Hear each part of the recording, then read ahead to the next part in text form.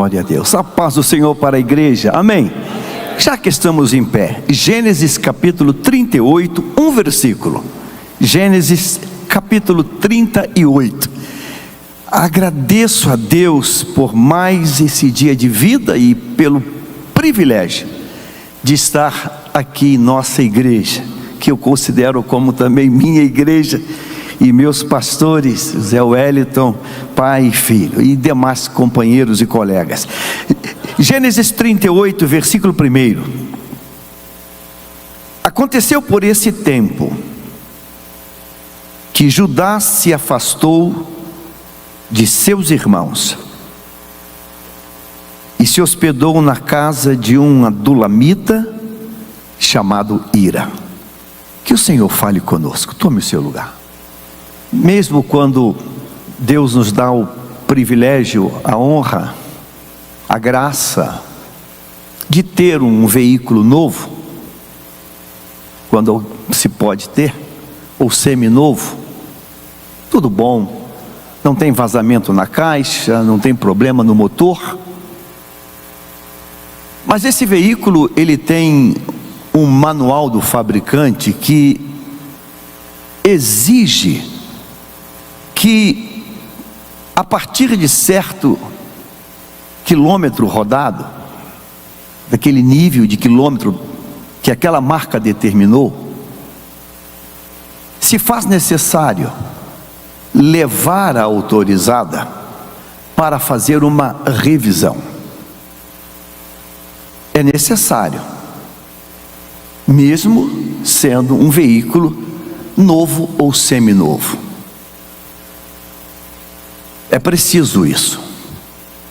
Você deve já estar perguntando, mas e o que isso tem a ver com o que nós acabamos de ler? Eu preciso falar isso, porque eu preciso dizer para mim e para cada um de nós que aqui estamos, que encontro como este, que acontece mensalmente, é voltar para uma revisão. Nós precisamos disso. Nós precisamos ter alguns parafusos que pela trepidação do caminho ficaram um pouco frouxos e precisa ser apertado novamente. Nós precisamos. É necessário. A palavra de Deus diz que o ferro, com o ferro, ele é afiado. Então nós precisamos disso.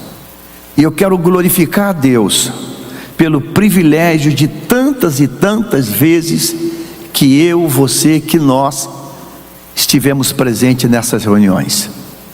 Você pode dizer amém? Amém. Eu acabo de ler um texto que a gente pode passar rapidamente por ele e passar batido. Eu vou repetir essa leitura. Aconteceu por esse tempo que Judá se afastou de seus irmãos. Judá, filho de Jacó, quarto filho da relação dele com Lia, uma família grande. Desta família Deus levanta as tribos de Israel. Em dado momento, uma crise, uma confusão, um destempero, um ato insano. Você conhece a narrativa. José é vendido como escravo. Há um clima desconfortável, há um mal-estar, e Judá toma uma decisão de se afastar da sua comunidade, do seu grupo familiar. E essa decisão de Judá, ela vai produzir implicações. Judá se isola.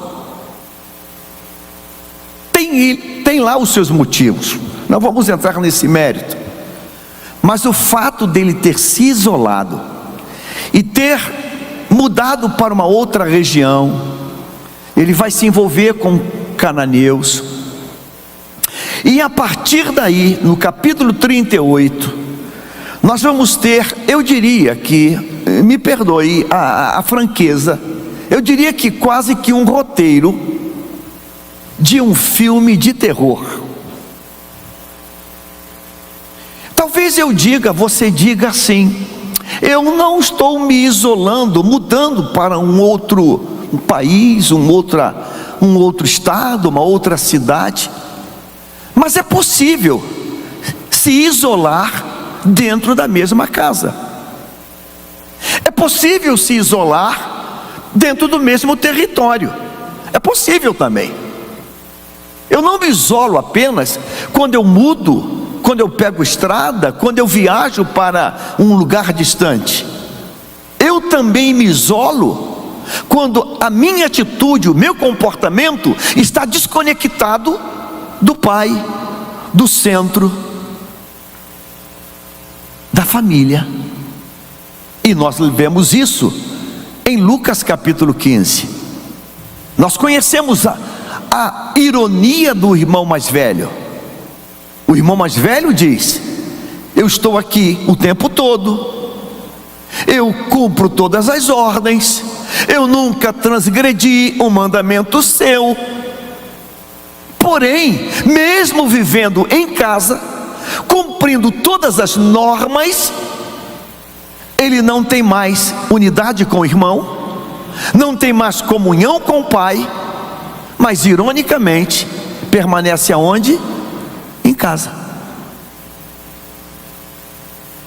Estranho, estranho isso. Ele está em casa, ele tem uma pauta de serviço, ele tem um cartão de ponto que bate todo dia, ele está no campo, transpirando, suando. Segundo ele, na percepção dele, ele cumpre os mandamentos. Mas quando o pai faz uma festa, ele se recusa a entrar. Quando o irmão dele volta, não é mais irmão dele, é apenas filho do pai. Então, esse irmão, ele também se isolou. E se isolou dentro da própria casa. Será que muitas vezes, quando nós temos convocações e nós dizemos não verbalizando não, mas dizemos não com uma desculpa, com um silêncio, com um afastamento, com um braço cruzado, será que também não estamos nos isolando? Eu gosto de pensar, Judá se afastou de seus irmãos, simplesmente decidiu viver em outra região. Aí começa um roteiro, começam as cenas, que vou chamar de quase que um filme de terror. Será que Deus colocou isso aqui na Bíblia para falar comigo, conosco? Será que Deus não permitiu isso aqui na Bíblia para que você, nós tiremos um princípio de Deus para isso aqui? Será que não? Estamos ali no Rio de Janeiro e são dezenas de congregações, dezenas. E é notório que nas convocações, inclusive de Santa Ceia Geral, há sempre aqueles que repetidas vezes faltam. Você faltou?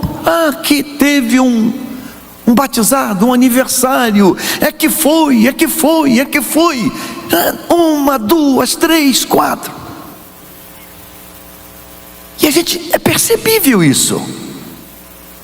E nós temos que lutar com muita tenacidade para que esse texto não faça parte da nossa história de vida. Seria bom que isso aqui não tivesse. Uma decisão dele, Judá se afastou de seus irmãos. Vamos começar rapidamente a olhar aqui este roteiro. O texto vai dizer que ele se hospeda na casa de um adulamita chamado Ira. Versículo 2: ali Judá viu a filha de um cananeu. Há uma palavra de Deus para o povo hebreu. Há uma palavra específica de Deus, de quem eles podem se unir. Há uma palavra que Deus já determinou.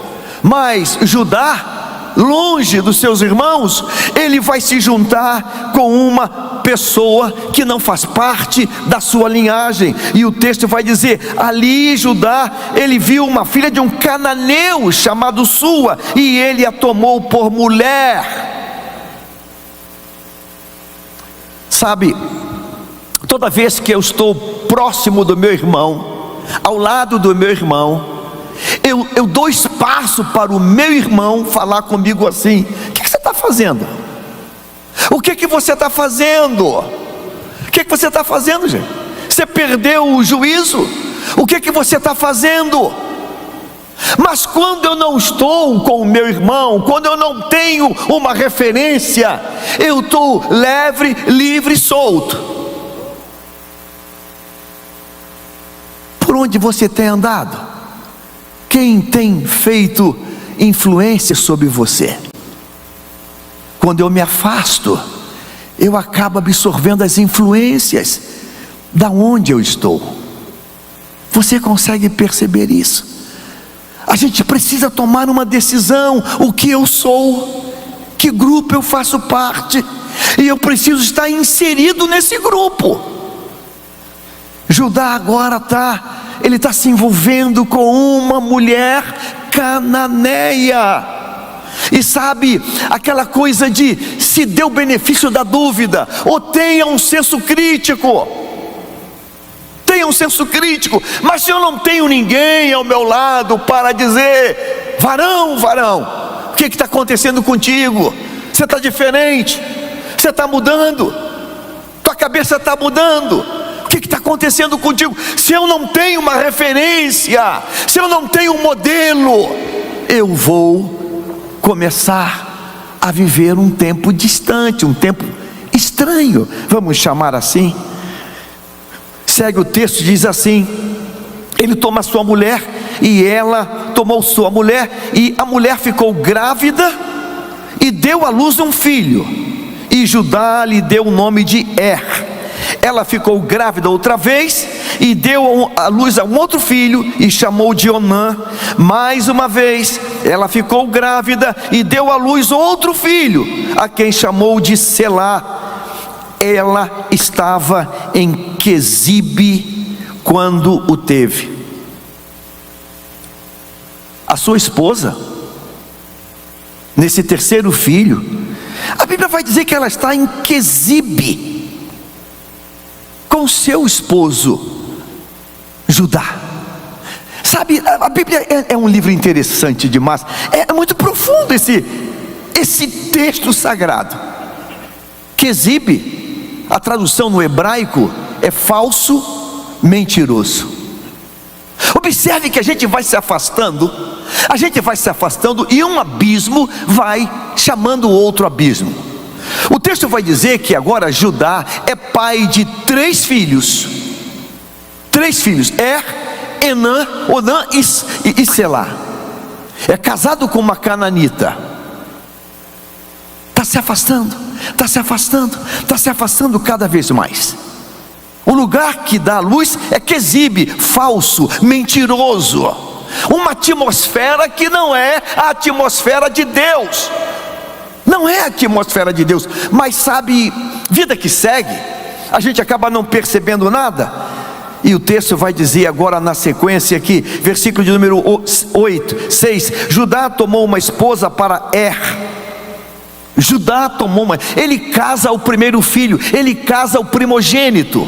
O primogênito virou agora um rapaz, e ele casa esse primogênito. O seu primogênito, o nome dela era Tamar. No entanto, o primogênito de Judá era mau aos olhos do Senhor, e por isso o Senhor fez com que ele morresse.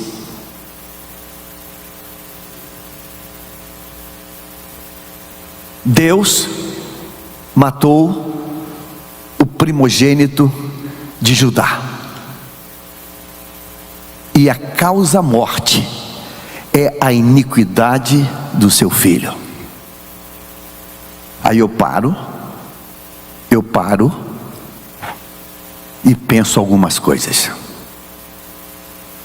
A iniquidade de Er, ela foi aprendida de quem? Da onde surge essa iniquidade? Que referência Er teve para ter um caráter tão negativo como este? Quais as influências?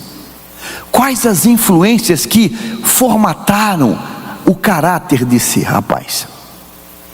Você é pai, eu sou pai, nós somos pais. E eu acredito que uma das grandes preocupações nossa é criar nossos filhos no temor do Senhor. Posso ouvir um amém? É criar nossos filhos nos princípios de Deus. Judá, vivendo em outra região, é pai de 3 filhos, casa o primeiro filho e Deus o mata por ser um filho iníquo. Será que em algum momento Judá se preocupou com essa deformação que o filho estava tomando? Cá entre nós com portas fechadas, qual é a nossa grande alegria? A minha e a tua, que temos filhos, é ver nossos filhos abraçando a mesma fé que nós temos, ou não é? É a nossa maior alegria. A nossa maior alegria é ver nossos filhos trilhando a estrada que nós andamos, ou não é? Essa é a nossa maior alegria. A gente pula de alegria dentro de nós. Tenho 3 filhos, um filho pastoreando uma das grandes congregações no Rio de Janeiro. É uma alegria muito grande de ver alguém dizer: Deus está usando ele, Deus está confirmando a obra. Esta é a nossa alegria. Eu fico pensando, em que momento para pensar, fazer uma autocrítica. Uau, eu me afastei dos meus irmãos, eu estou vivendo em outra cultura, eu estou me envolvendo em outras situações. Será que eu estou parando para fazer algum tipo de revisão? Será que estamos fazendo algum tipo de revisão? Eu quero pedir a Deus nesta segunda-feira: Deus, nos sacode para fazermos revisões. Meu Deus, o que está acontecendo? Ainda dá tempo antes que Deus aplique o juízo. Você crê nisso? Ainda dá tempo. Ainda dá tempo, Deus, antes que o juízo chegue, ainda dá tempo de Deus intervém, traz de volta para o eixo, traz de volta para a tua presença, traz de volta. Esse moço, quando vai casar, será que Judá falou para essa sua nora: olha, esse meu filho, ele não é um bom filho, ele é um menino. Esse texto aqui é assustador, versículo número 7: e por isso o Senhor fez com que ele morresse, porque ele era mau. Ele se tornou mau depois que casou? É isso? Ele se tornou mau depois que casou? Não. Essa maldade dele é inata desde a adolescência, junior. Em que momento essa maldade ela começou a ganhar musculatura, ganhar força? E a pergunta é: e esse pai, ele tem tempo para estar observando o caráter que está deformado desse filho? Eu estou falando para mim, pai de 3 filhos e avô de 6 netos. É tempo de nós olharmos para dentro de casa e olhar cada vez mais, nos pequenos detalhes, para que uma deformação não aconteça no futuro. Lembro, era menino ainda, talvez com 7 para 8 anos de idade. Meu pai, militar, marinha de guerra, um dia ele chega em casa, na época ia fardado para o trabalho, voltava fardado, e eu estou no quintal jogando bola, uma bolinha de couro, eu contra uma parede, chutando, pá, pá, pá. Meu pai entrou, benção pai, Deus te abençoe meu filho. Meu pai olhou, eu chutando aquela bola, foi direto na minha mãe. Hilda, você comprou uma bola para ele? Minha mãe, não. Mas ele está chutando uma bola de couro, na época chamava corinho. Meu pai voltou, e eu lá, pá, pá, pá, pá. Jaime, de quem é essa bola? Quando ele perguntou de quem é essa bola, eu tive uma incontinência urinária. O pipi desceu pelo shortinho, porque eu entendi, a casa caiu. A casa caiu. Ele perguntou, de quem é essa bola? Eu havia furtado aquela bola de um coleguinha da mesma rua. Ele perguntou pela terceira vez, de quem é essa bola? Eu engasguei a voz e comecei a chorar. Ele perguntou pela quarta vez, de quem é essa bola? Não tinha mais como enganar.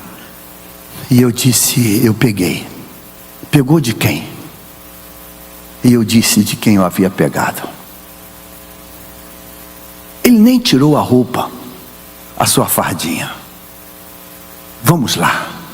Eu com o shortinho todo molhado. A bola. Fomos até a casa do coleguinha. Chamei. A mãe abre, olha para mim. Jaime, você caiu. O que aconteceu? E eu com a bola na mão. Aí vem o filho dela. Minha bola! Eu havia furtado. Porque roubo é quando tem violência. Eu furtei a bola. Devolvi a bola. Voltei para casa. Meu pai era baiano. Pegou uma chinela de couro. Foram tantas palmadas aqui, tantas aqui e tantas no glúteo, mas com vontade. E disse, estou fazendo isso para amanhã a polícia não fazer. Eu estou fazendo isso para que amanhã a polícia não faça. Uma coça arretada, hoje não pode falar isso, politicamente incorreto, mas aquela coça, ele disse, é para que amanhã você não se torne um ladrão e não vá apanhar da polícia.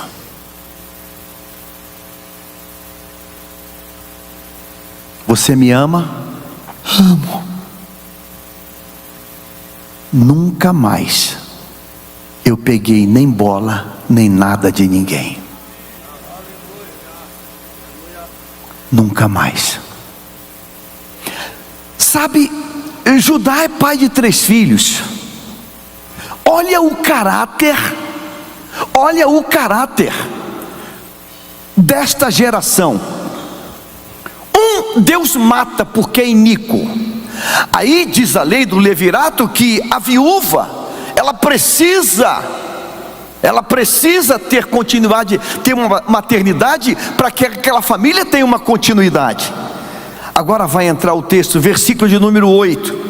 Judá tomou uma esposa para o seu primogênito, o nome dela era Tamar. No entanto, primogênito era mau perante o Senhor, por isso o Senhor o matou, fez com que ele morresse. Então Judá disse a Onã, o segundo filho. Irmãos, esse texto é assustador. Tenha relações com a mulher do seu irmão, cumpra a obrigação de cunhado, do levirato, e dê uma descendência ao seu irmão. Versículo 9, isso não parece que está aqui, irmãos, Mas Onã sabia que o filho não seria considerado seu. Por isso, todas as vezes que tinha relações com a mulher do seu irmão, deixava o sêmen cair na terra, para não dar descendência a seu irmão. Versículo 10: isso, porém, que fazia era mal aos olhos do Senhor. Por isso fez com que também esse morresse. Um pai, 2 filhos mortos pelo Senhor. Eu tenho certeza absoluta que não tem ninguém aqui que queira colocar isso no seu currículo. Não temos filhos, não tivemos filhos para serem mortos pelo Senhor. Posso ouvir um amém? Diga assim: nossos filhos são bênçãos de Deus, para a glória de Deus. 2 filhos. Deus o mata de forma fulminante. O outro, Onã,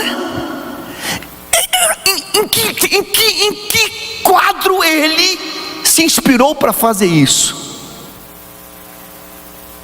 A gente faz coisas replicando coisas, né? Eu fico pensando, em que quadro Onã se inspirou para fazer isso? Quem foi o seu mentor? Quem lhe aconselhou a fazer um negócio desse?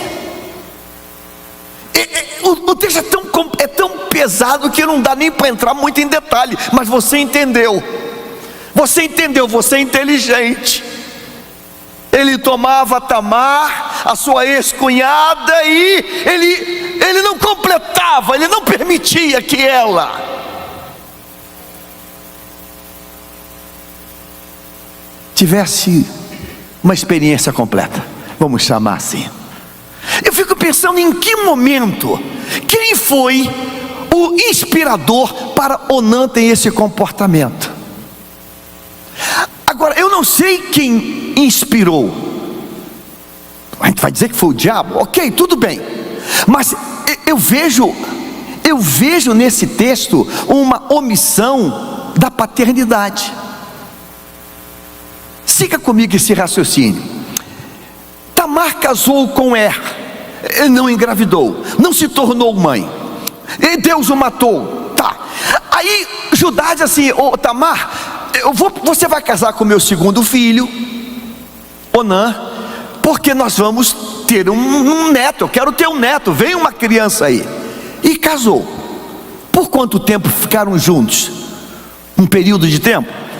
Será que a esposa de Judá chamou a sua nora e falou assim: tá tudo bem, tudo certo, deu tudo certo no casamento, tá bem, ele é carinhoso, como é que esse menino, porque o outro já foi morto porque era iníquo, e o meu filho Onã, que agora é o teu esposo, é carinhoso, é gentil, te trata bem, vocês estão dormindo juntos, sei lá, jogando verde para tentar colher um maduro. Percebe alguma coisa assim? Não há nada disso. Não há nenhuma intervenção, nem maternal nem paternal. Novamente a intervenção é de Deus. Esse texto me diz que Deus também olha o leito, Deus também olha o quarto do casal. Quantas vezes Onã fez isso? Até atingir o limite da tolerância de Deus. Até atingir, foi a oração de Tamar, ela orou para isso. Deus, muda a cabeça dele. Não, Deus julgou aquele caos, Deus julgou aquela situação. Agora observe que tudo começa lá em cima. Judá decidiu se afastar dos seus irmãos. Toda vez que eu me afasto do grupo, toda vez que eu me isolo, toda vez que eu acredito que eu posso ter um voo próprio, toda vez que eu acredito que eu posso ter um voo próprio, eu estou correndo risco de vida. Eu estou correndo risco de vida. Semana passada eu recebi uma mensagem de um querido lá do Rio de Janeiro, dizendo: pastor, eu queria que o senhor viesse aqui, que eu quero entregar o trabalho. Entregar o trabalho. Esse querido era membro, obreiro, mas um dia diz assim: pastor, Deus me deu uma visão para mim começar um trabalho. Então, Deus te deu? Quem sou eu para falar nada? Boca calada. Que Deus te abençoe. Deus me deu, Deus falou comigo, segue em frente. E eu digo: se espirrar, saúde. Alugou um local, montou o trabalho, botou tudo lá. O coitadinho está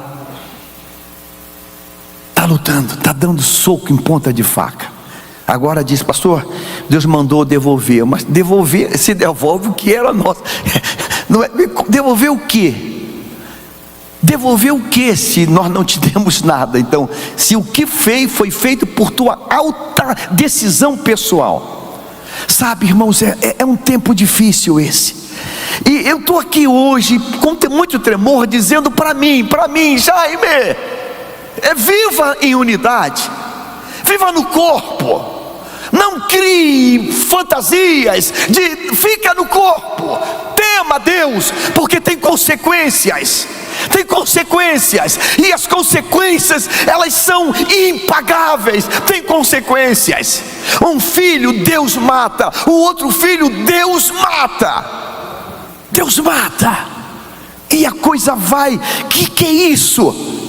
Deus mata o segundo filho, e ele promete para ela que vai dar agora o terceiro filho, Selá. E diz para ela: olha, ele é pequeno, ele é novo ainda, não está pronto para o casamento. Eu não sei se ele está seguro que Deus vai matar o terceiro filho dele. Fica na casa dos teus pais, fica lá. E quando ele ficar mais maduro, tiver mais maturidade, você casa com ele. Judá agora, ele tem um critério diferente. Tamar fica lá. O tempo passa, Tamar fica viúvo, e Judá fica viúvo, e Tamar percebe que Judá não vai dar Selá para casar com ela. Você conhece o texto? E ela então monta um plano.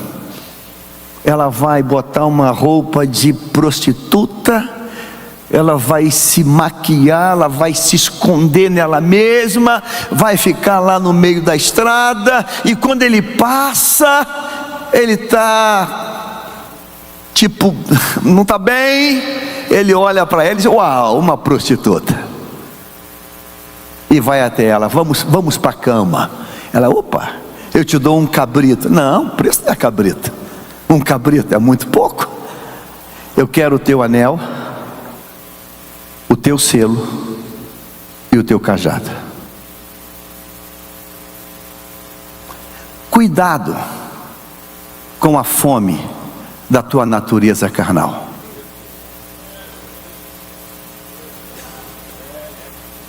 Cuidado, Jaime, com a fome da tua natureza carnal. Cuidado. A fome de Judá é tão grande que ele não para nem para pensar. Não, eu te dou um cabrito, 2 cabritos, eu te dou. Não. Qual é a garantia que eu tenho que você vai pagar isso? Deixa comigo o teu anel, o teu selo e o teu cajado. Sabe, irmãos,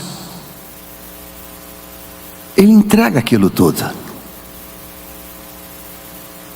Mas o assustador desse texto ainda é maior, porque olha esse detalhe aqui. Ele entrega o selo, o anel e o cajado.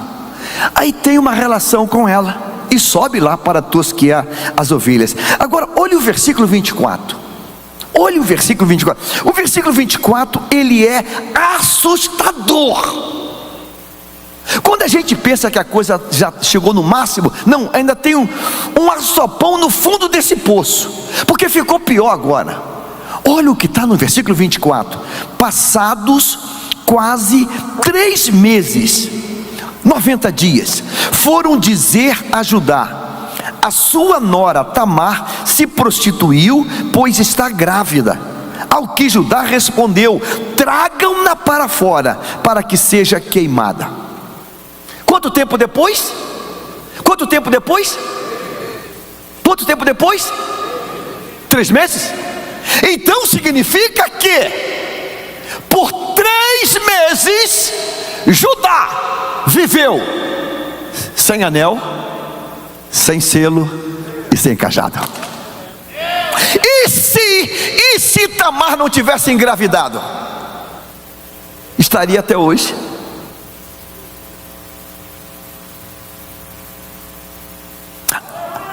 A fome da nossa carne é tão diabólica. Se não vigiarmos, nós vamos viver e conviver com gente que já não tem mais anel, selo e cajado por muito tempo.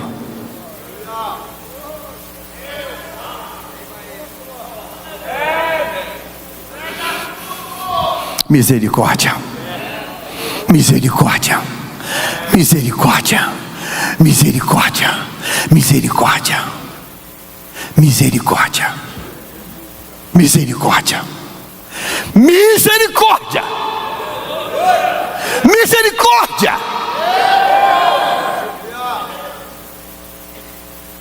Misericórdia.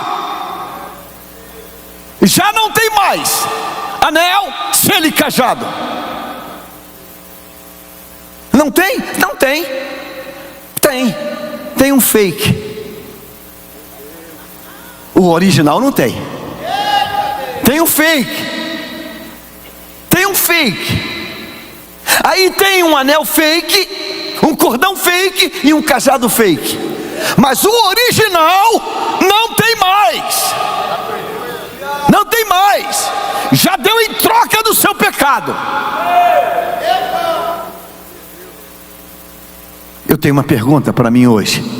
70 anos, vou para 71. Jaime, ainda tem o anel, o cordão e o cajado original? Ainda é original? Ainda é original? Daquele dia que você se ajoelhou e botaram a mão na tua cabeça, ainda é o original? Oh Deus, por misericórdia, ainda é o original. Por misericórdia, ainda é o original. É como Nabote: não vendo, não alugo, não empresto, porque é herança do Senhor. Não tem negócio, eu não negocio. E Paulo vai dizer: fazei morrer a tua natureza. Tua natureza. Sabe, irmãos, Deus nos dá livramento. Deus coloca livramento para nós, e a gente chuta o livramento para o alto. Quer ver o livramento? O que Tamar pediu para ir para a cama? O que Tamar pediu para ir para... O que ele ofereceu para ir para a cama com Tamar? O que ele ofereceu? Hã? O que ele ofereceu? O quê? Um cabrito. Ele tinha cabrito? Ele tinha cabrito? Tinha ali naquela hora? Então o que foi aquilo? Livramento de Deus.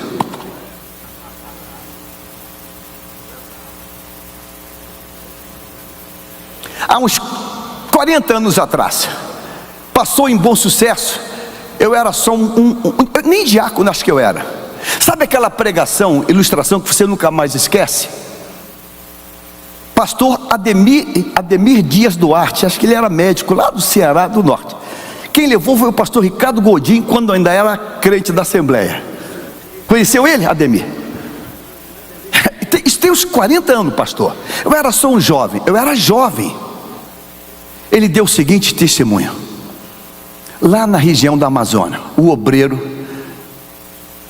embebecido pelo diabo, pensou em se envolver com uma mulher que não era dele. Montou um plano, Motel não pode porque alguém pode ver. Em casa não pode porque alguém pode ver. Vamos para o mato. Fazer no mato. Irmãos, ela topou. Entrar no mato e aquilo machucando, espinho e tal, formiga. Tá bom aqui, não aqui não, aqui passa caçador de passarinho, aqui não, e anda, e aquilo foi impacientando ela foi ficando impaciente, e pegaram uma trilha e se cortando tudo, chegaram numa clareira.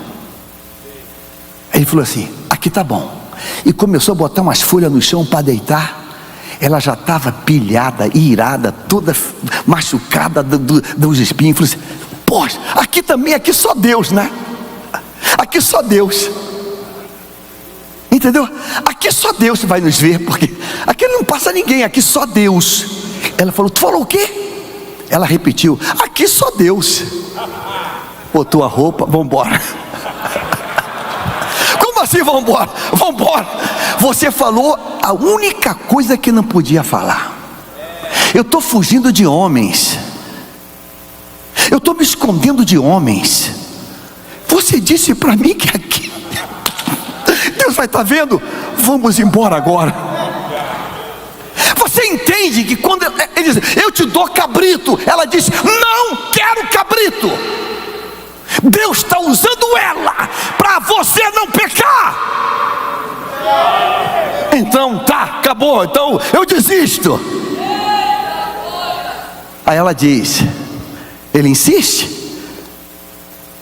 o teu anel, o teu selo, o teu cajado, teu ministério, a unção do teu espírito. Eu quero isso. Mas isso não é só para deitar com a mulher. Isso também é na política. Quando a política tenta te corromper, quando ela tenta te comprar, ou você acha que nós não fomos provados. Pastor, o que o senhor quer? Nada. Não, pastor, nada. Tu some daqui, eu vou pedir a Deus para mandar um raio e te matar. Some daqui. Nada. Ou você acha que tem dezenas de igrejas na comunidade, com a turma rolando dinheiro? Pastor, quer fazer uma festa? Não? Não. Pastor, o senhor quer convidar alguém famoso? Não. Pastor, a gente quer ajudar. Não. Some daqui, tropeço. Não. Não queremos nada. Nada. Por quê? Anel, cajado, não pode ser negociado. Você percebe que a gente vai perdendo, irmãos, 3 meses. Aí eu paro e me pergunto assim: e se Tamar não tivesse engravidado? E se Tamar não tivesse engravidado, Judá estaria até hoje sem anel, sem selo e sem cajado. Você percebe? Porque quando chega, ela engravidou, o que ele faz? Mata ela. Aqui eu quero terminar dizendo uma coisa para mim, e permita a Deus que também seja para você. Diga comigo assim: 2 pesos e 2 medidas. Que dia foi que Judá disse: eu vou te quebrar no sarrafo aqui agora, tu toma juízo nessa cabeça? Que dia foi? Nunca. Que dia foi que Judá disse: vem cá, Onã, eu vou te consertar hoje no chicote? Que dia foi? Nós somos complacentes com os de casa e rígidos com o de fora. Eu tenho muito medo desses santarrões que querem matar lá e tolerar dentro de casa. Não sei se o senhor lembra, meu presidente lembra, Espírito Santo, uma convenção geral. Eu estava lá bem novinho, quando um pregador americano quis pregar e foi proibido de pregar. Ele lembra, deixa eu dar um beijinho na sua cabecinha aqui. Eu também estava lá. Naquele tempo eu era fã daquele evangelista. Não vou te dizer o nome dele porque ele está na glória. Eu vou dar uma dica. Ele começava assim: eu tenho uma palavra de Deus nesse dia. Eu estou lá sentado, ele vai pregar. Daqui a pouco chega a rádio corredor. Não vai pregar não. Por que não vai pregar não? É a costeleta. O pastor disse que não prega com costeleta, ele tem que cortar a costeleta. Falei, puxa vida, deixa eu me pregar. Não vai pregar porque tem costeleta. Uau! Ele lembra disso. Não podia pregar porque o americano tinha uma costeleta. Então, ó, deixa quieto isso. Eu estava lá. Dias depois estoura uma bomba nuclear. E quem estava proibindo o outro de ser vaso, boca de Deus, estava mais enroscado.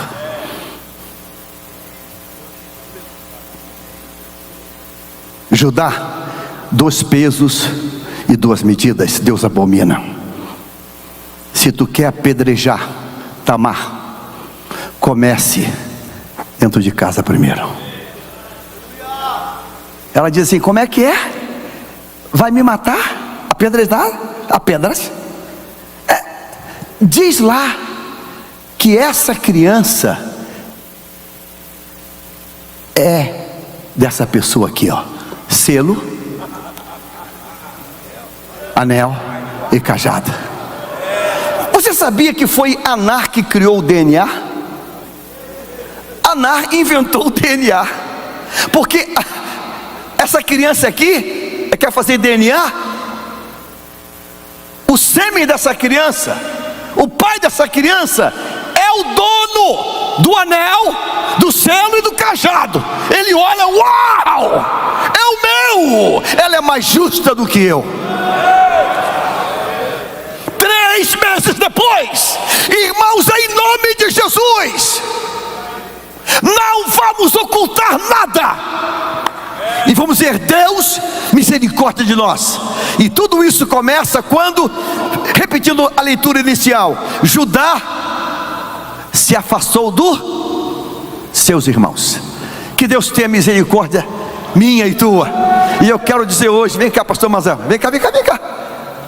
Eu quero estar perto de você. Amém. Porque quando eu estiver assim mancando, fala assim, pastor, fala. Tá mancando? Tá mancando por quê? Tô mancando. Vamos lá firme. Amém. Aleluia. Diga assim, quando eu estou perto. Quando eu estou perto, Eu estou sendo afiado. estou sendo afiado. E quando eu estou meio dizendo, se aproma. Você entendeu isso? Deus te abençoe em nome de Jesus. Presidente. Aleluia.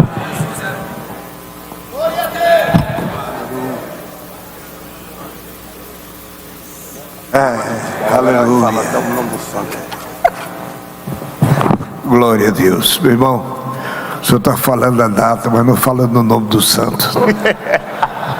Meus queridos, estamos gratos a Deus por esta palavra séria, mas Deus falou ao nosso coração. Aleluia. Este é o grande objetivo desta escola bíblica, é aprender com o Senhor. Aqui se fala homens com uma bagagem de aconselhamento, de experiência, fala Bíblia, mais teólogo, mas fala também, irmãos, ao nosso coração, de maneira a nos prevenir. Meus irmãos, eu fui consagrado em 1958, irmão Cícero me deu minha primeira credencial. Eu era muito pequeno, 24 anos, parecia um menino, mas eu fiz um propósito no meu coração. As irmãs mais novas, Pai do Senhor lá, Pai do Senhor, Pai do Senhor. As mais velhas, respeitava como minha mãe. E mantinha sempre, irmãos, muito cuidado com isso aí. Tem sido a derrota de muitas pessoas, irmãos, que não se controlam. Nosso querido irmão, ele falou-nos aqui da fome, da sede carnal, e alguns se dominam por ela. Foi assim que Sansão caiu, foi assim que ele se arrebentou. Essa que é a pura verdade.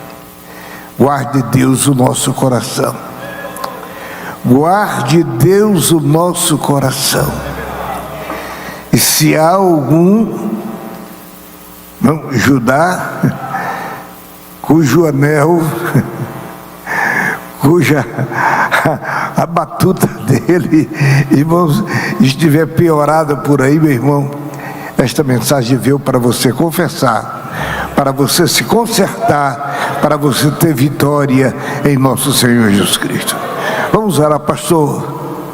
Está com a direção do trabalho. Vem aqui, o pastor Josué. Aqui um pedido do irmão Elvio, pede oração por uma causa na justiça, que na audiência dê tudo certo, pois vai ter um perito na frente do juiz para me defender. A PP e pelo irmão João, que vai passar por uma cirurgia. Nós vamos orar. Olha. Na oração, estou aniversário hoje.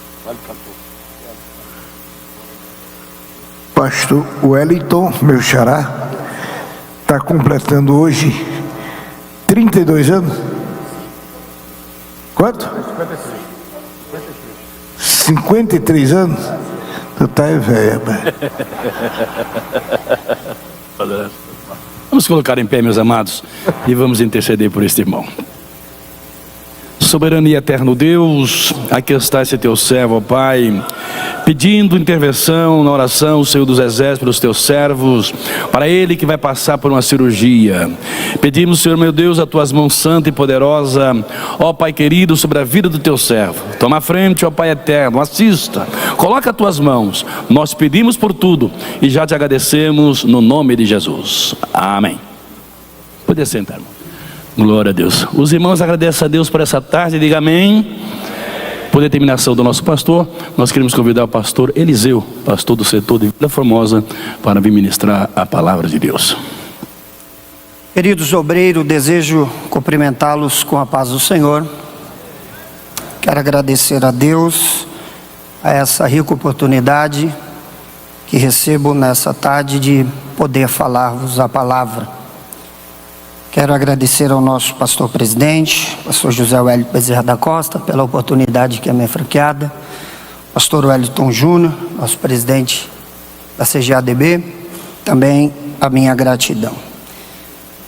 Queridos obreiros, abram as vossas Bíblias no livro do Gênesis. O capítulo é o de número 45. Livro do Gênesis, capítulo de número 45, versículo de número 1 a seguir. Está escrito: Então José não podia conter-se diante de todos os que estavam com ele. Clamou: Fazei sair daqui todo varão. E ninguém ficou com ele quando José se deu a conhecer a seus irmãos.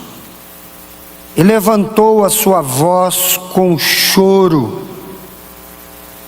de maneira que os egípcios o ouviam, e a casa de Faraó o ouviu. E disse José a seus irmãos: Eu sou José. Vive ainda meu pai? E seus irmãos não lhe puderam responder, porque estavam pasmados diante da sua face. E disse José a seus irmãos: Peço-vos, chegai-vos a mim. E chegaram-se. Então disse ele: Eu sou José, vosso irmão, a quem vendeste para o Egito. Agora, pois, não vos entristeçais, nem vos pese os vossos olhos, por me haverdes vendido para cá.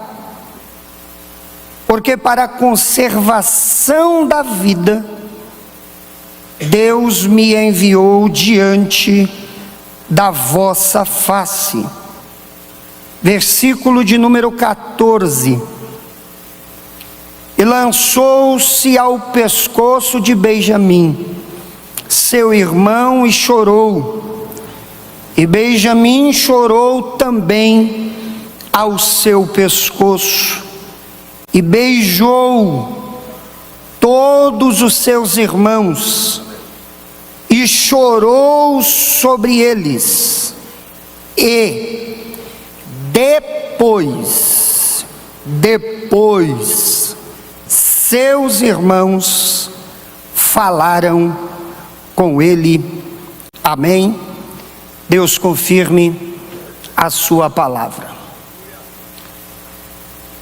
Queridos obreiros, nós sabemos que os patriarcas, sua vida, eram regidas por 4 elementos indispensáveis. Quer seja Abraão, Isaque e Jacó, a sua vida era regida por um altar, por uma tenda, por um poço e por uma fé inabalável.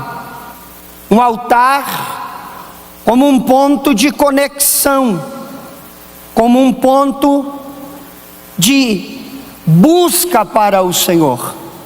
Porque altar não é lugar onde nós edificamos para receber. Altar é o lugar onde nós entregamos algo para o Senhor. Este é o propósito do altar. A tenda fala da intimidade, fala da comunhão. Isaque, ele foi o mais inteligente, porque além da sua tenda, diz a Bíblia que ele trouxe para si a tenda de sua mãe após a sua morte. Mas também tinha um poço, como elemento da provisão e da providência divina. E sobre o altar, sobre a tenda e sobre o poço, todos eles tiveram uma fé inabalável. Abraão, para entregar o seu filho sobre o altar. Isaque, para dar continuidade da legalidade e do legado de seu pai no tocante aos poços. E Jacó, o ponto de lutar com o anjo e prevalecer. Mas quando nós olhamos para a vida de José, nós não vemos José edificando um único altar. Nós não vemos José levantando uma única tenda. Nós não vemos José também cavando um único poço. Mas nós vamos ver uma fé inabalável na vida dele. José, o seu nome significa ele acrescenta. José tem uma das biografias mais extraordinárias no livro de Gênesis. A sua biografia é dividida em 3 partes. Do seu nascimento aos 17 anos. É a fase em que ele tem sonhos. E note-se que o lugar onde ele tem o sonho, os sonhos não é um lugar propício para se ter sonhos. Porque ele vive na casa de Jacó. Na casa de Jacó é um lugar onde se tem inveja, se tem contenda, se tem intriga. Mas o menino sonha, porque Deus tem algo na vida do menino e através da vida do menino para ser desenvolvido. Deus lhe dá 2 sonhos. Primeiro, um sonho embaixo, com as coisas de baixo. O segundo sonho que Deus lhe dá é o sonho com as coisas de cima. Deus está querendo lhe ensinar. Primeiro, sonhe com as coisas de baixo, tendo estrutura, porque você vai crescer e vai chegar às coisas grandes. Porque tudo que nasce grande é monstro. Por isso que nós, como obreiros, passamos pelo princípio do crescimento progressivo. Ninguém chega ao pastorado do dia para a noite, há um processo. E a primeira fase é esta, é a fase dos sonhos. A segunda fase vai dos 17 anos aos 30 anos de idade. É conhecida como a fase do processo, porque todo ministério de excelência, ele terá que passar pelo crivo do processo, porque o processo nos prepara, o processo nos molda, o processo nos ajusta para o que Deus quer fazer primeiro em nós e depois através de nós. O processo começou quando ele é invejado pelos irmãos. Depois ele é lançado em uma cisterna. Depois de ser lançado em uma cisterna, é vendido como escravo. Depois de ser vendido como escravo, trabalha como escravo na casa de Potifar. Depois é caluniado e depois é preso. Na ótica humana, parece que José está descendo, mas José não está descendo, José está crescendo. Deus está trabalhando nele para o que Deus vai realizar com ele e através dele lá na frente. José, em cada processo, ele não vai perdendo, ele está crescendo diante de Deus. E por quê? Porque é melhor estar vivo na cisterna do que morto na mão dos irmãos. É melhor estar como escravo, tendo pão, tendo uma cama para dormir, do que estar morto na cisterna. Aí talvez você me diga, e agora, pastor Eliseu, o que é melhor? Estar na prisão ou ceder à tentação? Estar na prisão e não ceder à tentação. Porque na fase do processo é que se revela o caráter do verdadeiro obreiro. E nós precisamos entender que primeiro vem caráter, segundo, religiosidade. Hoje tem muita religiosidade e pouco caráter. Mas José, quando é tentado, ele diz à mulher de Potifar: aqui não, porque primeiro é caráter. Como eu poderia pecar contra o meu Senhor que me colocou tudo na mão? Ele não está falando de Deus, ele está falando de Potifar. Isso é caráter. Depois ele mostra a sua religiosidade. E como poderia eu pecar contra o meu Deus que só me tem feito bem? É no caráter que se consolida o ministério frutífero, próspero e abençoado. Então Deus, mais uma vez nesse dia, nos fala de uma forma especial: cuide do teu ministério, zele pelo teu ministério, porque eu tenho coisas grandes através da tua vida e através do seu ministério para realizar. José não cede à tentação, mas ele vence a tentação. Vai para a prisão, 2 anos esquecido, e glória a Deus por isso, porque se é lembrado antes do tempo, vira ajudante do copeiro, só lava e seca o copo. Mas Deus tem um tempo para todas as coisas, então não queime etapa, aguarde o tempo de Deus. Porque o que tem que vir para a tua mão vai vir, o que tem que chegar a você vai chegar pela mão de Deus, que te chamou, que te escolheu, que tem te preparado, que tem te capacitado para isso. José agora passa pelo processo de 13 anos, 13 anos sendo provado, e parece que foi tão forte este tempo de prova, que Gênesis vai registrar 13 capítulos que fala da história de José. Porque quanto maior a prova, maior o testemunho de vitória de Deus sobre a tua vida.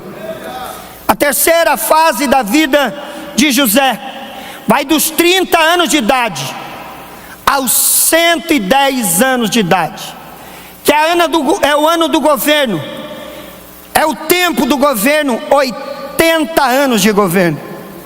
Perceba que coisa tremenda, que coisa extraordinária.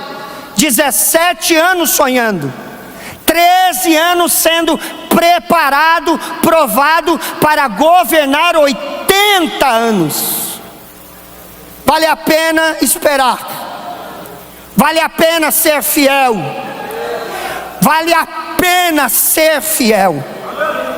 O capítulo 45, entretanto, é a espinha dorsal da vida de José. José já é conhecido como Zafanete Paneah, o governador, o salvador do mundo de até então. Tem status, tem fama, tem honra, tem prestígio. É alguém que ocupa uma cadeira de excelência no governo. Porém, entretanto, há algo no coração de José que precisa ser tratado, que precisa ser trabalhado. Uma raiz que vai brotando discretamente, que se não cuidada, pode se tornar uma raiz de amargura. E no processo, nós precisamos compreender que o processo ele tem que passar, gerando em nós o melhor de Deus, não gerando em nós feridas, não gerando em nós traumas, não gerando em nós raízes de amargura.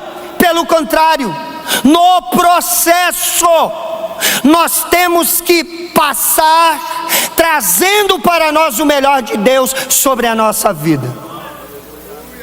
José aqui no capítulo 45, é um José que precisa ser tratado, nas suas emoções, nos seus sentimentos, pois foram muitos traumas, muitas frustrações, muitas decepções no período do processo. E aqui no capítulo de número 45, é a cura interior que José precisa, é a cura de seus traumas, é a cura das feridas profundas, ambíguas da sua alma, que ninguém consegue resolver. E como José é curado dessas feridas? Em primeiro lugar, não tenha medo de se revelar. Verso 3 e o verso de número 4, José, quando vai se apresentar aos seus irmãos, ele diz: eu sou José, vosso irmão. José precisa ser curado, e o processo da cura, ele inicia com a exposição do que tem na nossa alma. Eu sou José. A posição não me mudou, a fama não me mudou, o status não me mudou, a cadeira que ocupo não me mudou, o título que me deram não me mudou. Eu ainda sou José, eu ainda sou seu irmão, eu ainda amo vocês, eu ainda desejo estar junto com vocês. Eu sou José, seu irmão. Segundo lugar, não tenha medo de chorar. Versículo de número 2, diz que ele coloca os egípcios para fora. E ao colocar para fora, fica só com seus irmãos. E o texto diz que ele levantou a sua voz em um alto choro, de sorte que os egípcios choravam, e a casa de Faraó também ouviu o seu choro. Sabe que choro é este? É o choro de quem está lavando a sua alma, é o choro de quem está sendo curado, é o choro de quem está sendo liberto de todo sentimento negativo. É o choro de alguém que está dizendo: eu superei, mas não adianta superar todos os desafios e perder vocês que são os meus irmãos. Imagina o alvoroço que está do lado de fora, egípcio ouvindo, casa de Faraó ouvindo o choro altíssimo de José. Porque entre irmãos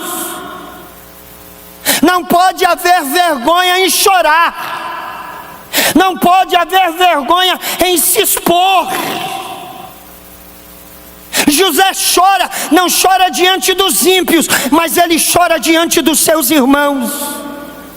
Chora porque perdoa, chora porque ama, chora porque deseja estar perto, chora porque deseja ter comunhão, intimidade com eles. José não foi mudado pelo processo, mas ele decidiu vencer o processo e ser restaurado para a glória de Deus.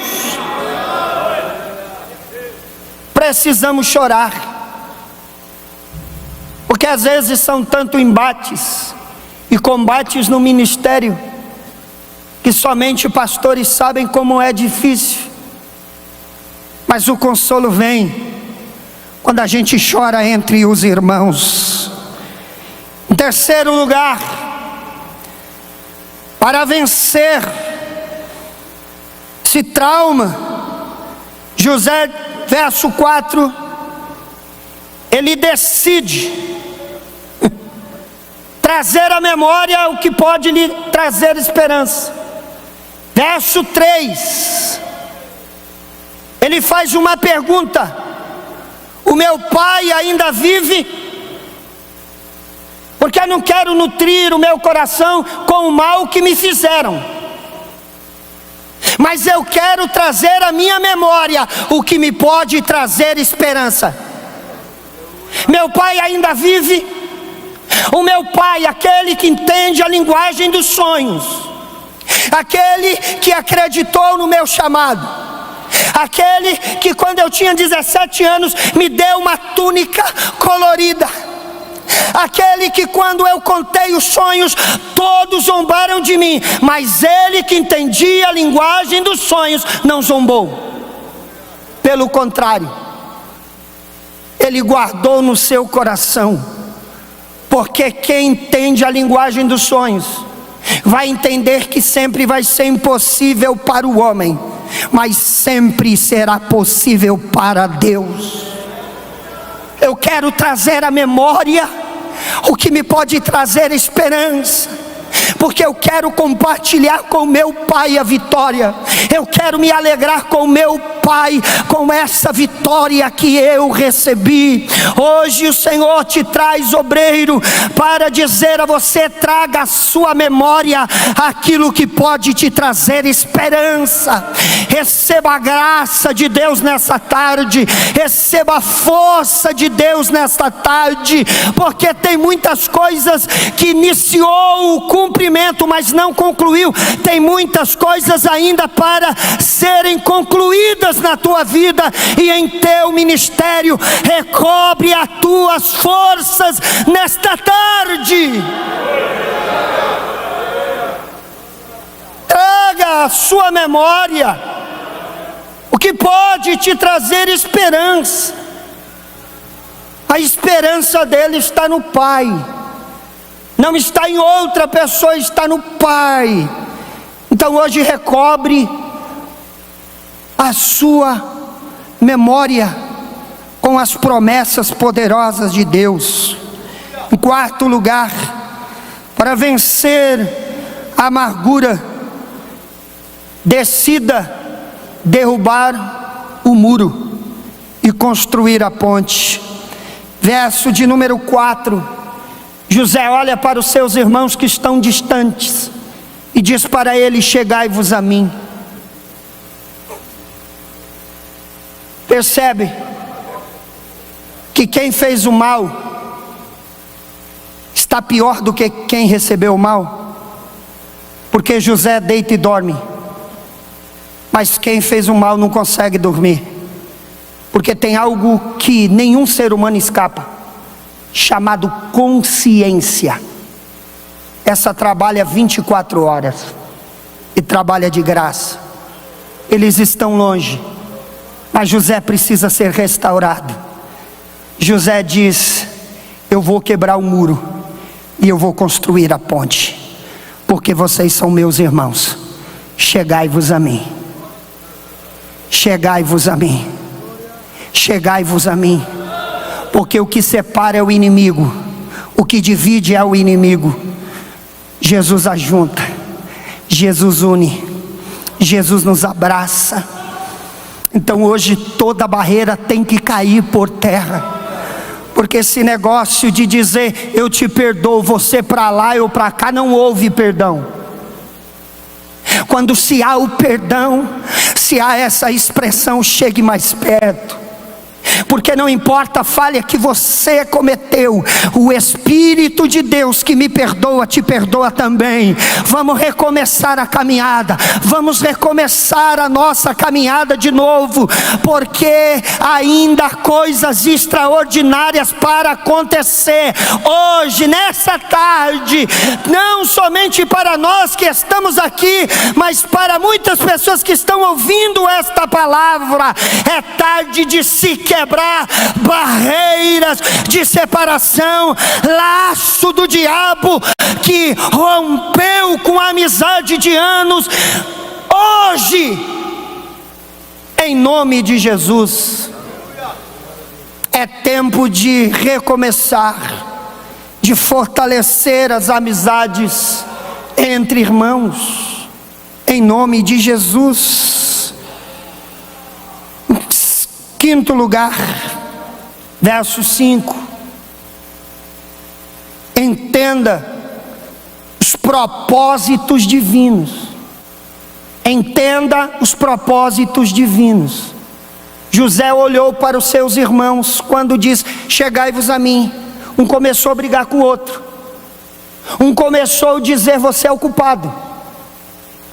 Foi por causa de você que ele hoje nos chamou aqui e vai pagar na mesma moeda.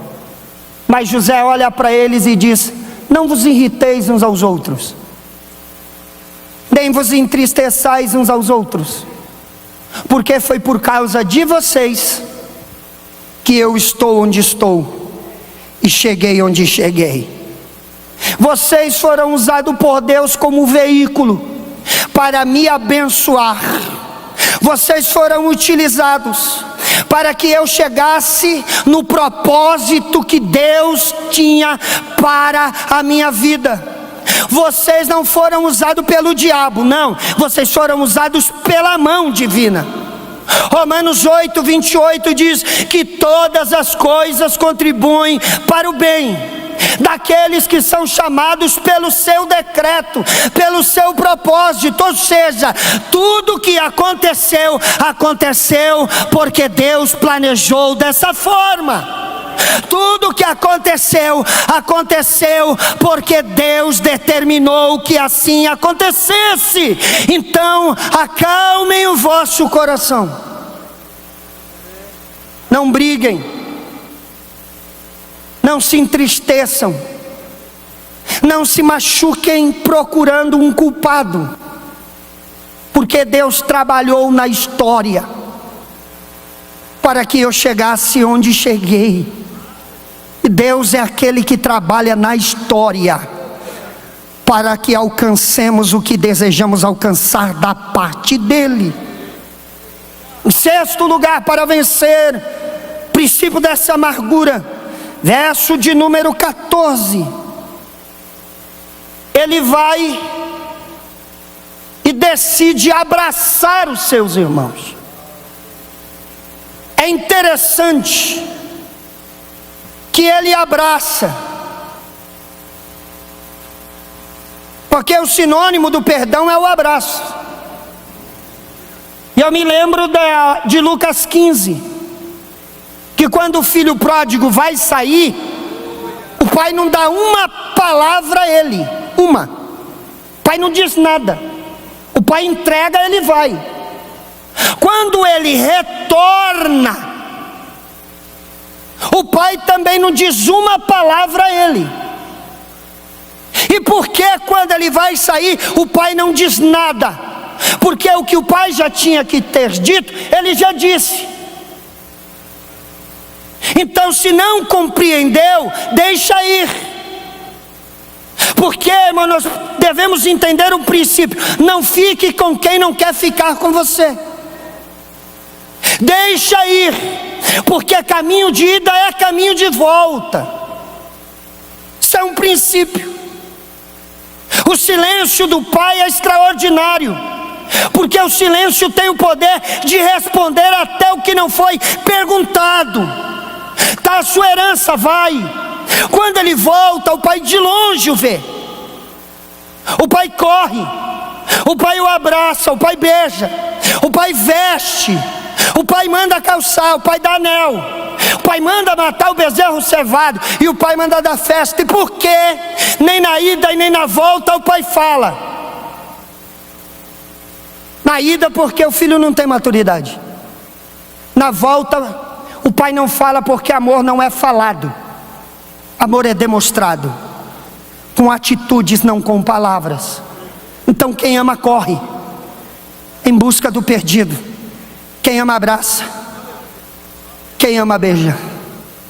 Quem ama veste. Porque nós, como obreiros, temos que vestir, não temos que expor o pecado e a fragilidade de ninguém. Nós temos que calçar, porque esse é um princípio. O povo de Israel, quando vai sair do Egito, já calça, porque no Egito era considerado prisioneiros, escravos. Mas quando foram libertos, sandália, comer a Páscoa com sandália. E principal, Jeremias vai dizer: evite que os teus pés andem descalços. E por quê? Porque outrora estavam aprisionados, hoje estão livres pelo meu poder. Anel, autoridade. E o principal, o bezerro cevado, não fala nada com o mais novo, mas o mais velho não quer entrar na festa. E aí o pai diz: então eu vou atrás dele, porque ele já tem maturidade. E ele diz para o pai: o senhor nunca me deu um cabrito para mim matar e fazer uma festa aos meus amigos. Aí o pai diz: você não entendeu nada, porque o bezerro cevado que você está dizendo que eu dei para o teu irmão, nunca foi para ele, foi para nós comemorarmos o retorno dele, porque eu sabia que ele ia voltar. Meu irmão, não se entristeça por alguém que pecou e está voltando. Estenda a tua mão, que a tua mão seja uma mão abençoadora, que os teus braços sejam os braços que abraça quem precisa ser abraçado.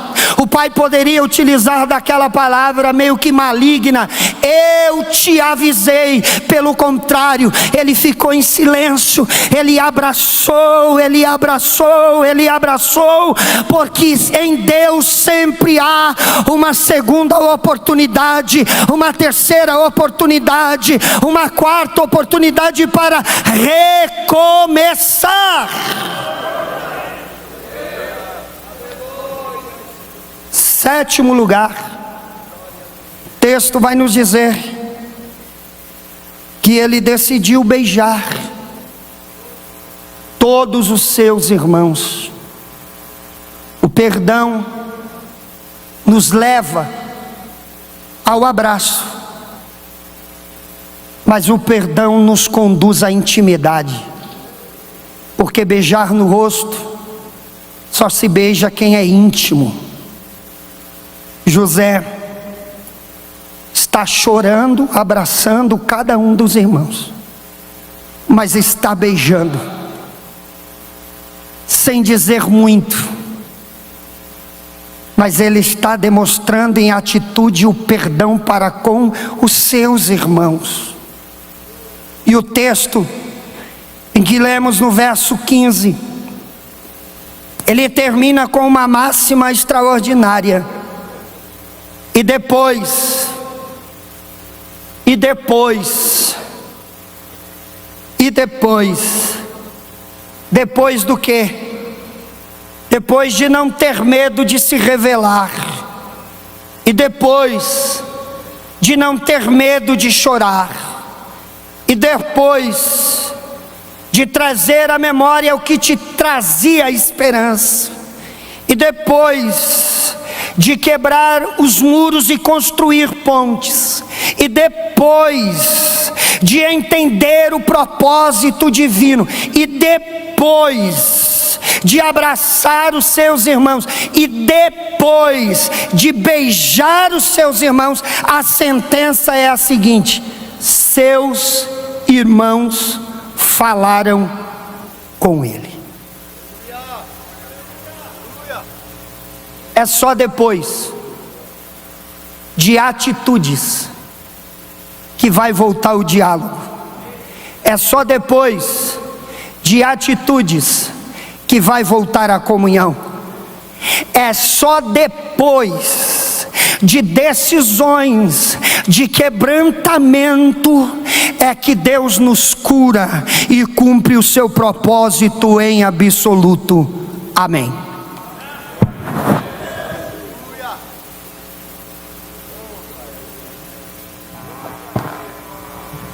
Glória a Deus.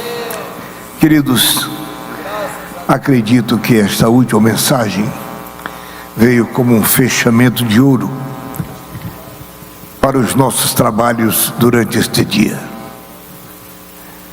Pastor indiretamente observou com objetivo sobre o perdão. Irmãos, perdão não é somente o abraço e o beijo. Tem que ter algo no coração. Me lembrava, ele falava, eu estava me lembrando, 2 irmãos lá no Nordeste, na cidade do interior. Eles moravam um pouco distante do templo, e todos os cultos eles iam juntos. Eles iam juntos, sentavam juntos, voltavam juntos, isso por um período muito grande. E um dia o pastor observou que um sentou de um lado, outro sentou do outro. Terminou o culto, um foi embora, depois o outro foi. Ele observou que ali havia alguma coisa diferente, alguma anomalia. Foi convidou aqueles irmãos para sentar e perguntou: o que aconteceu com vocês? Vocês andavam juntos, sentavam juntos, não é? Voltavam juntos e agora eram separados? Aí um disse: pastor, foi por causa de uma cobra. Como assim? Nós íamos para o culto e uma cobra pulou para me morder. Eu pulei e ele gritou: cuidado com a cascavel. Eu falei: não é cascavel, é uma surucucu. Aí ele disse: é cascavel. Não é cascavel, não é surucucu. E por causa da cobra eles brigaram e se separaram. Aí o pastor aconselhou: isso é uma tolice muito grande, vocês ficaram na cobra. A cobra representa o diabo, foi ele que separou vocês, faça isso não. Aí depois do conselho do pastor, os dois se abraçaram, se perdoaram. Aí um olhou para o outro e disse: mas que a cascavel era, viu? Meus irmãos, este não é o perdão. É diferente. Perdão, amados, é uma coisa interessante quando casal se desentende. Algumas vezes a mulher disse: se eu soubesse que era assim, eu não casava com você. Às vezes ele ou ela comete um erro, ambos se acertam, ambos se perdoam, mas no primeiro desentendimento aquele motivo volta à tona.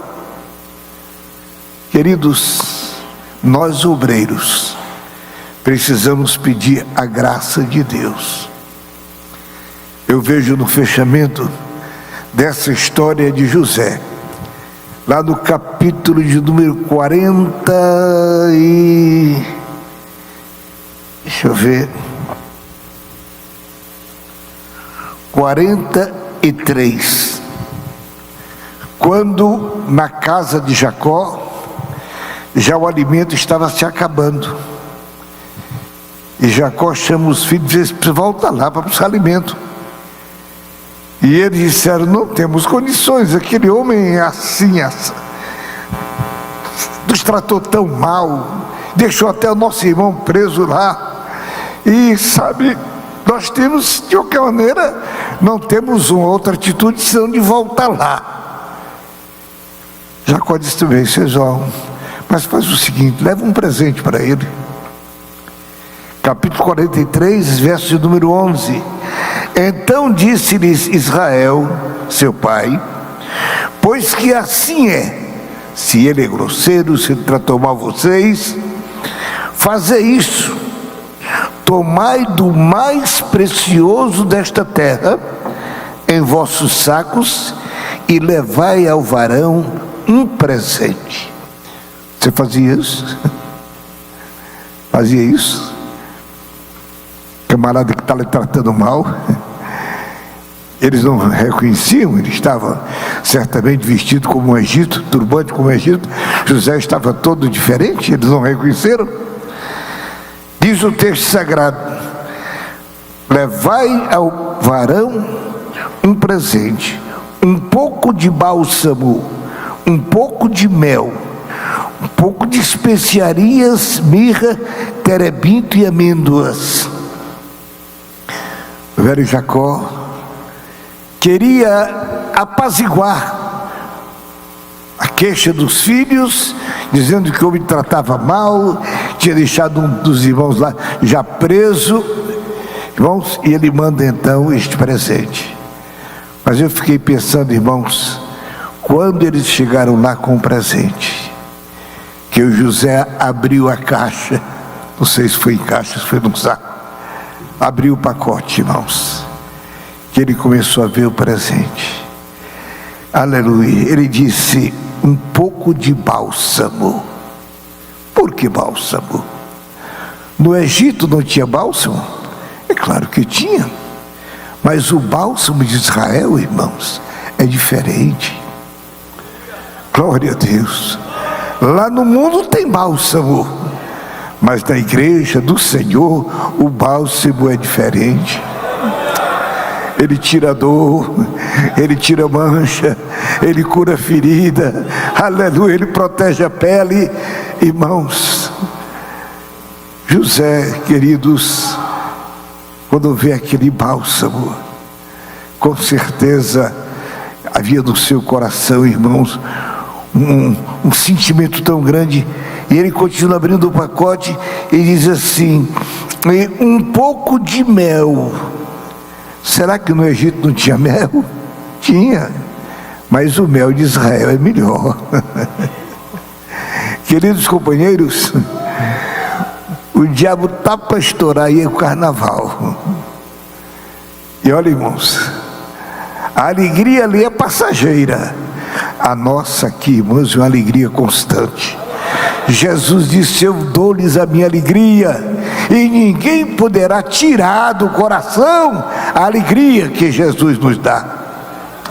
Aleluia. José continua abrindo o pacote e diz que tinha perfume, mirra, terebinto e amêndoas.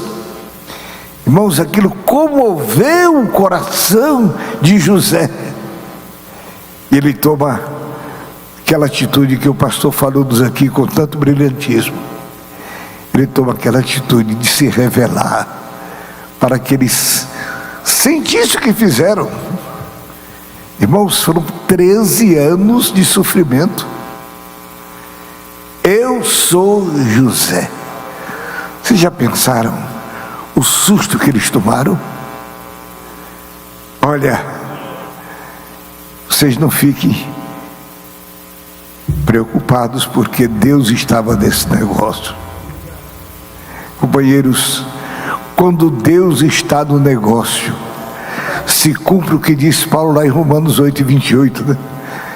aleluia, que o Senhor Deus, irmãos, tudo que acontece na nossa vida, irmãos, é para o nosso próprio bem. Então somente nós entendamos que Deus está nesse negócio. Aí você espera, você se humilha, você entende. Glória a Deus. O José, amados, faz aquilo de coração. Mas, queridos, aquela reconciliação, houve beijo, houve abraço, houve choro, houve tudo ali, amados. Mas aquela, lá no Ceará dizia, aquela birra, aquela mágoa do coração de José, irmãos, só veio a sair quando ele casou. Ele casou com a filha de um sacerdote. Quando Deus lhe deu o primeiro filho, chamava-se, hoje um dos irmãos pregou, falou isso, chamava-se Manassés. E ele disse, hoje Deus tirou do meu coração tudo aquilo que aconteceu na casa do meu pai. Aleluia. Foi naquele momento que Deus limpou toda a mágoa do coração de José. Quando Deus lhe deu o segundo filho, o nome dele era Efraim. Aí ele deu um testemunho: Deus me fez prosperar na terra da minha aflição. Querido companheiro, aleluia, glória a Deus. Na nossa cooperação, irmãos, acontecem coisas. Eu vou contar para vocês uma experiência. Em 1900 e antigamente, eu não recordo data, mas talvez tenha sido aí pelos anos 58, 59, 60, por aí assim. Eu dirigi a congregação de Vila Espanhola. Eu comecei ali, tinha uma coisa pequena, o salãozinho tinha 4x5, tinha uns 18 crentes, 20, e ali nós começamos. E Deus começou a abençoar, começou a salvar, começou a chegar irmãos de fora. Irmãos, eu sei que com pouco tempo o salãozinho estava superlotado, estava dando cena na calçada. Então nós somos obrigados a alugar um salão maior. Alugamos um de 8x15. Aí ficou melhor. Jesus continuou trabalhando, salvando, batizando crentes com o Espírito Santo. E o trabalho, irmãos, como ele explodiu, cresceu, cresceu, cresceu. Já não cabia mais naquele lugar. Aí alugamos um salão de 8x25. E Deus começou a abençoar de novo. Irmão, na Santa Ceia, dava ceia, irmão, na calçada. Quanto crente tinha ali. Aí o pastor do setor me chamou e disse: irmão Zé, eu estou precisando de você lá no Imirim. Falei: pois não, pastor, estou aqui a serviço da igreja. Mas, quando ele saiu, o meu raciocínio foi esse: se Deus tem me abençoado até aqui, e o trabalho cresceu tanto, ele está vendo, certamente o Imirim é maior do que isso aqui. Eu vou.